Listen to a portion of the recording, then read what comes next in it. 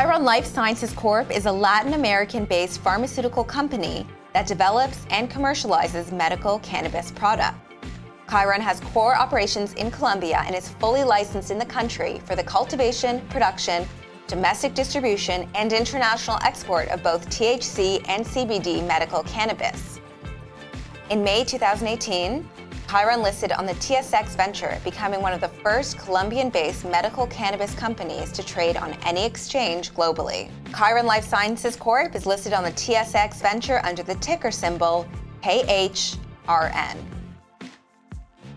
Chris Naprawa joins me now. He's the president of Khiron Life Sciences, trading on the TSX Venture under symbol KHRN. Chris, welcome back. Hello, James. Chris, amazing development in that AltaCorp Capital has issued this research that puts a $6 price target on the company. And I'm curious as to how do you feel about that and what motivates them to be so bullish on the company?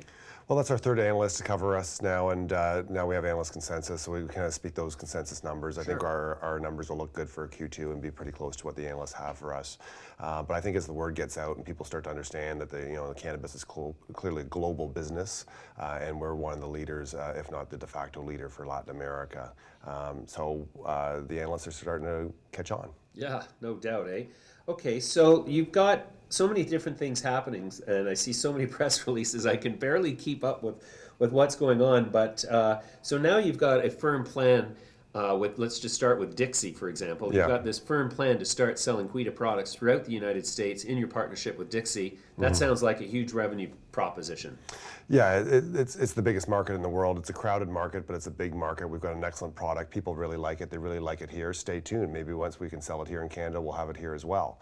But Dixie's done an amazing job. They announced their joint venture with Arizona Iced Tea.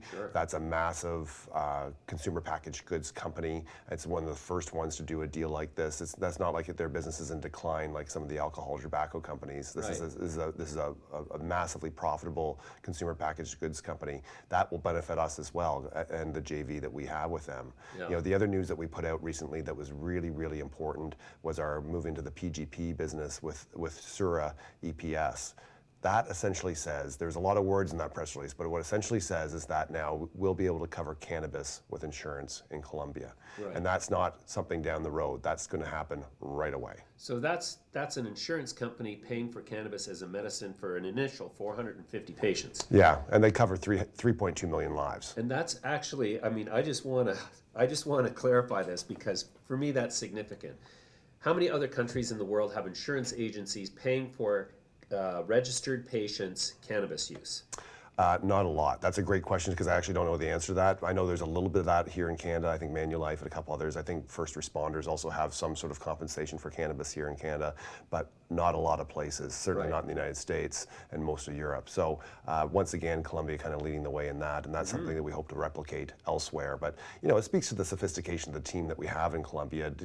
We're not just talking about grams and tons and bales of hay down in Colombia. This is people working on sophisticated deals with insurance companies, doing complicated actuarial science to come up with these deals. Yeah, no, that's incredible. So obviously the potential for Kuida products to go global now is a lot more credible than just merely being an expressed ambition of the company previously. So is Kuida products next going to be available in Europe? Yeah, I think you're going to see them in Europe. We also announced that we did a deal with Exito. Exito is a massive retail chain in South America. They're owned by a group called Casino.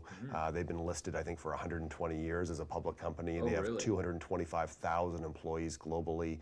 They're a massive, massive retailer with huge operations in Europe and around the world. So, that relationship is starting with some stores in Colombia, and we'll see where it goes. Well, fantastic. Okay, so, you've got this thing going also in Uruguay, which it sounds like more of a medical research project. Yes. Well, so the work that we're doing in Uruguay, we acquired that amazing team there. We're going to go into the cultivation business. The plans for that are all done, and we're going to start working on the physical properties there. But building those relationships with medical associations, universities, that's something that we've been doing for the last couple of years. It's a really great way to build awareness, education, credibility within the medical community, and that's the program that we're going to stick on. And that's very much about how we get into Brazil as well down the road. And Brazil's probably the furthest off as far as legalization legalization for South America for medical, but it's also the biggest opportunity. So we've got to do everything we can to prepare for that. Yeah, you bet. I know that there's a conference on Tuesday that Anvisa, the Brazilian medical organization, is putting on. Does that sort of, is the read on that Anvisa is finally sort of moving in the right direction a little bit? Have they picked up the pace at all towards really broadening access to cannabis? Cannabis in Brazil is like the opinion about medical cannabis kind of rest of the world. It's kind of somewhere in the low 60% range, right across the board. So politically, it's a very, very safe place to tread. You know, Brazil's got other problems and things they have to deal with right now as well. But there's no real opposition to cannabis. There's over 10,000 people on the waiting list for compassionate care right now in Sao Paulo. Wow. That's incredible. So I would think that, as has been the case in most countries around the world, the emergent necessity for cannabis as a medicine by people who are in dire straits now, needing it now, has been the greatest impetus to drive that legislation through. And obviously Brazil is like, if it goes legal, that just opens up everything for you guys in terms of like all of Latin America. Yeah, I think so, and I think, and we're building infrastructure not only in Brazil and Uruguay. We're looking at other countries in South America. We're already in Lima.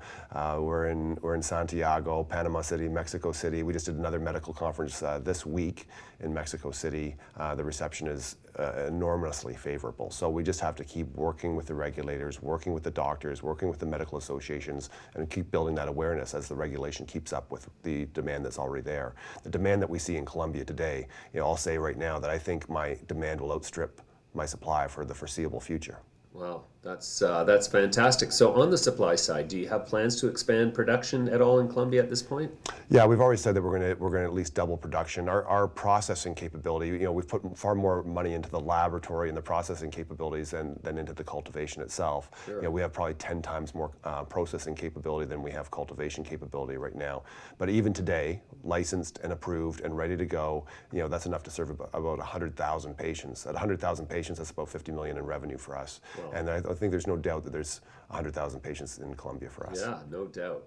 Okay, Chris, well, that's an awesome update as per usual. Thanks very much for joining me again today. Thanks, James.